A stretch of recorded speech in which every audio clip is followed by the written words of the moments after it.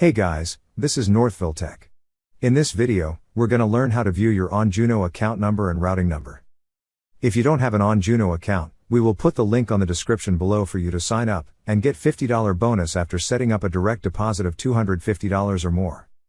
However, if you already have an account, just open the website, then click Login. Now, log in with your email address and password. Once you're logged in, you will see several tabs at the upper part of the screen. Click on the tab that says Account. Now on this page, you will see a section for your account number and ACH routing number. That's how you view your OnJuno account number and routing number. Thank you so much guys for watching, and if you have not yet subscribed to our YouTube channel, please subscribe to our YouTube channel as we create tech videos related to financial apps almost every day.